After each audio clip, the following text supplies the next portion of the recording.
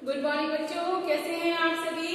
बच्चों हम पढ़ रहे थे आपकी जो बुक है अभिव्यक्ति व माध्यम, उसका पार्ट 2 पत्राचार के विविध आयाम, जिसमें मैंने तो आपको पत्राचार के सिद्धांतों के बारे में बता दिया था। आइए उसका नेक्स्ट पॉइंट पढ़ते हैं। नेक्स्ट पॉइंट है उसका स्रोत। देखिए, हर समाचार में शामिल की गई जो सूचना है और जानकारी है उसका कोई ना कोई स्रोत होना आवश्यक है, यानी कि कोई ना कोई जरिया होना आवश्यक है। यहाँ जो स्रोत है ना, उसके संदर्भ में सबसे पहले हम बच्चों ये बात स्पष्ट करेंगे या हमें स्पष्ट कर देना आवश्यक है कि किसी भी समाचार संगठन के जो स्रोत होते हैं और फिर समाचार संगठन का पत्रकार जब सूचना एकत्रित करता है तो उसके अपने भी स्रोत होने चाहिए, यानी कि अपना भी कोई ना कोई जरिया होना चाहिए कि किस तरह से वो समाचारों इन्फॉर्मेशन को क्या करता है, कलेक्ट करता है। इस तरह किसी भी दैनिक समाचार पत्र के लिए PTI यानी कि जो भाषा है, UNI यानी यूनिवार्ता है जैसी समाचार जो एजेंसियां हैं और स्वयं अपने संवाददाताओं और रिपोर्टरों का तंत्र समाचारों का जो स्रोत होता है। लेकिन ये चारों ओर समाचार, चाहे एजेंसी हो या समाचार पत्र हो, इनमें काम करने वाले पत्रकारों के भी अपने समाचार स्रोत होते हैं। हम एक पत्रकार के रूप में स्रोत की चर्चा करेंगे कि पत्रकार के रूप में कौन कौन से क्या होते हैं बच्चों, स्रोत होते हैं। समाचार की जो साख है उसको बनाए रखने के लिए बच्चों यह भी आवश्यक है कि इसमें शामिल की गई जो सूचनाएं हैं या जानकारी है का कोई स्रोत हो और वह स्रोत इस तरह की सूचना या जानकारी देने का अधिकार रखता हो और समर्थ हो। कुछ जानकारियां बहुत ही सामान्य होती हैं जिनके स्रोतों का उल्लेख करना आवश्यक नहीं है, लेकिन जैसे ही कोई सूचना सामान्य होने के दायरे से बाहर निकलकर विशिष्ट होती है उसके स्रोत का उल्लेख आवश्यक हो जाता है। स्रोत के बिना उसकी साख नहीं होगी। एक समाचार में समाहित सूचनाओं का स्रोत होना आवश्यक है और जिस सूचना का कोई स्रोत नहीं है उसका स्रोत या तो पत्रकार स्वयं है या फिर एक सामान्य जानकारी है जिसका की स्रोत देने की आवश्यकता नहीं है। यानी कि कई बार उनके पास ऐसी सुविधाएं होती हैं कि उनको किसी भी स्रोत की जरूरत नहीं पड़ती है। आमतौर पर पत्रकार स्वयं किसी सूचना को प्रारंभिक स्रोत नहीं होता।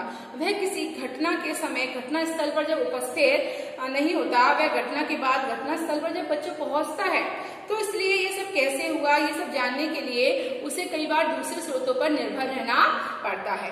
अगर एक पत्रकार स्वयं अपनी आंखों से पुलिस की फायरिंग में या अन्य किसी भी तरह की हिंसा में मरने वाले 10 लोगों का शव देखता है तो निश्चय ही वह खुद से 10 लोगों के मरने का जो समाचार है वो स्रोत हुए हो सकता है, लेकिन उसे इसकी पुष्टि करने की कोशिश जरूर करनी चाहिए। तो ये सारे जो स्रोत थे मैंने आपको स्रोत के बारे में समझा दिया है। अब देखिए अगला पत्रकारिता के जो अन्य आयाम हैं वो क्या है पत्रकारिता के। समाचार पढ़ते समय पाठक हर समाचार से एक भी तरह की जानकारी की अपेक्षा नहीं रखता, बल्कि वो बहुत सारी जानकारियों की अपेक्षा रखता है। अर्थात वो चाहता है कि उसको समाचार पत्र से एक बात के बारे में पता न चले, यानी कि हमारे राज्य में देश में क्या क्या हो रहा है उसके बारे में डीपली उसे पता चले।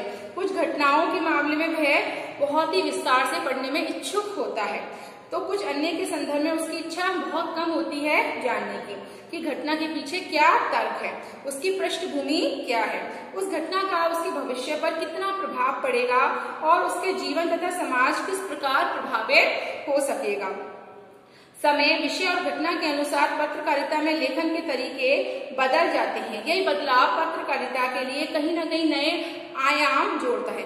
समाचार के अलावा विचार, टिप्पणी, संपादकीय, फोटो और कार्टून पत्रकारिता के कहीं न कहीं अहम हिस्से होते हैं। समाचार में इनका कहीं न कहीं बच्चों विशेष महत्व होता है, विशेष स्थान होता है। इसके बिना कोई समाचार स्वयं को संपूर्ण नहीं करता है। अब देखिए, संपादकीय पृष्ठ को समाचार का सबसे महत्वपूर्ण पृष्ठ माना जाता है। इस पृष्ठ पर अखबार विभिन्न घटनाओं और समाचारों पर अपनी राय रखता है, इसे संपादकीय कहा जाता है। इसके अतिरिक्त विभिन्न विषयों के विशेषज्ञ महत्वपूर्ण मुद्दों पर अपने विचार के लेख के रूप में प्रस्तुत करते हैं। आमतौर पर संपादक के नाम पर पत्र भी इसी पृष्ठ पर प्रकाशित किए जाते हैं। वह घटनाओं पर आम लोगों की टिप्पणी होती है। समाचार उसे महत्वपूर्ण मानते हैं। फोटो पत्रकारिता ने छपाई की टेक्नोलॉजी विकसित होने के साथ साथ समाचारों में अहम स्थान दिया, यानी कि हमारा जो समाचार पत्र बच्चों उसमें कहीं ना कहीं कार्टून आते हैं, कहीं ना कहीं फोटो आती है, जिससे जो नई टेक्नोलॉजी की तरफ संकेत करता है। साथ में जो हमारे पाठक वर्ग है उस चीज को बड़े ही इंटरेस्ट के साथ पढ़ने का क्या करते हैं, प्रयास करते हैं। फोटो पत्रकारिता में जो छपाई होती है, छपाई की जो टेक्नोलॉजी विकसित होने के साथ ही समाचारों में उसका अहम स्थान बढ़ जाता है।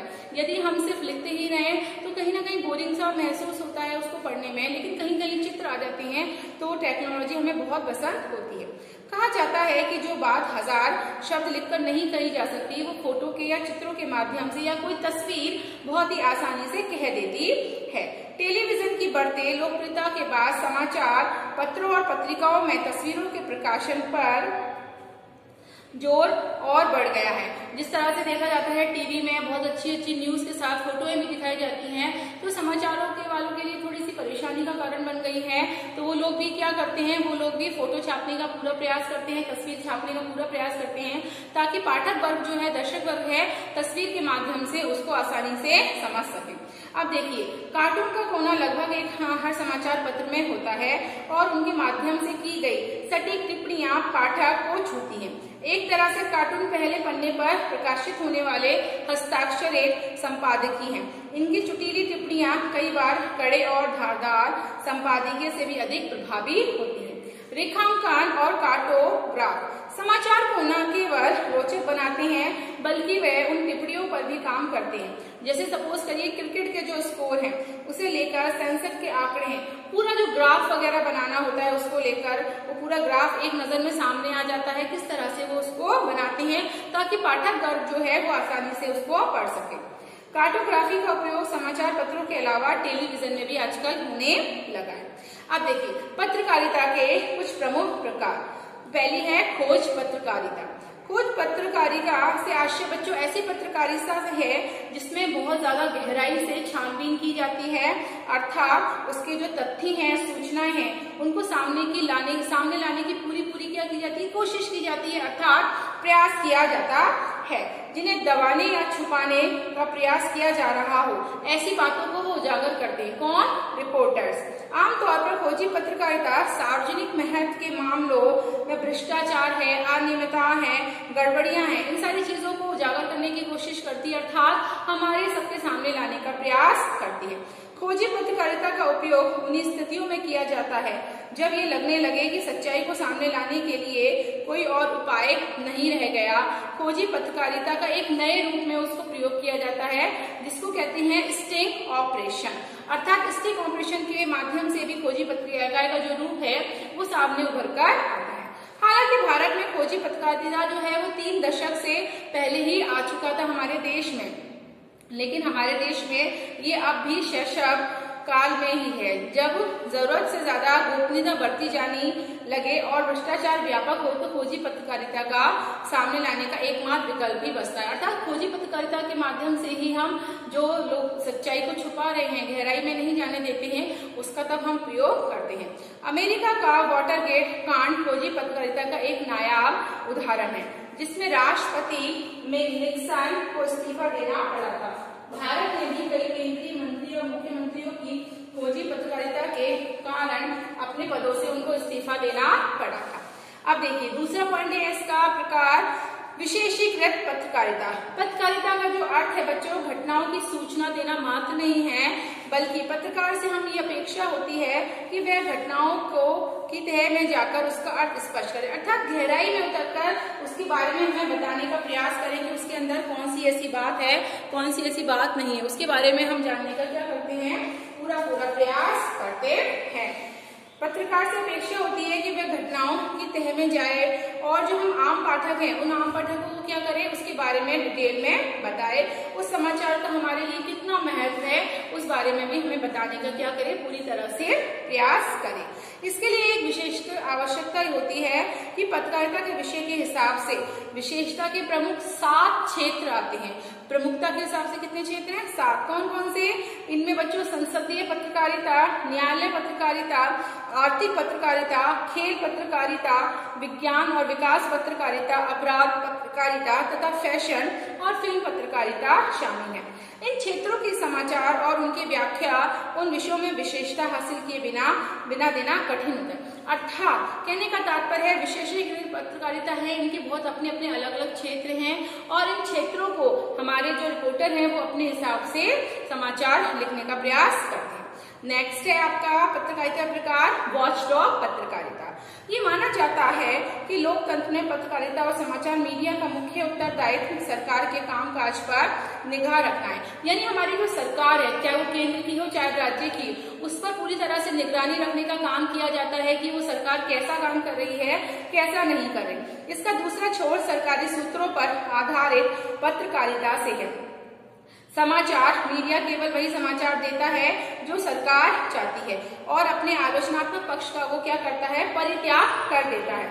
आमतौर पर इन दो बिंदुओं के बीच तालमेल के जरिए ही समाचार मीडिया और इसके तहत काम करने वाले विभिन्न समाचार संगठनों की पत्रकारिता का निर्धारण होता है। अर्थात जो पत्रकार हैं उनको अपने हिसाब से काम न करके कई बार सरकार के हिसाब से भी काम करते हैं। नेक्स्ट आपका जो है वो है एडवोकेसी पत्रकारिता का प्रकार। देखिए, ऐसे अनेक समाचार संगठन होते हैं जो किसी विचारधारा या किसी खास उद्देश्य या मुद्दे को उठाकर आगे बढ़ते हैं और उस विचारधारा या उद्देश्य या मुद्दे के पक्ष में जनमत बनाने का लगातार जोर जोर से अभियान चलाते हैं। अर्थात अभियान चलाने का मतलब है कि जो हमारी जागरूक जनता है उसको और ज्यादा जागरूक बनाना।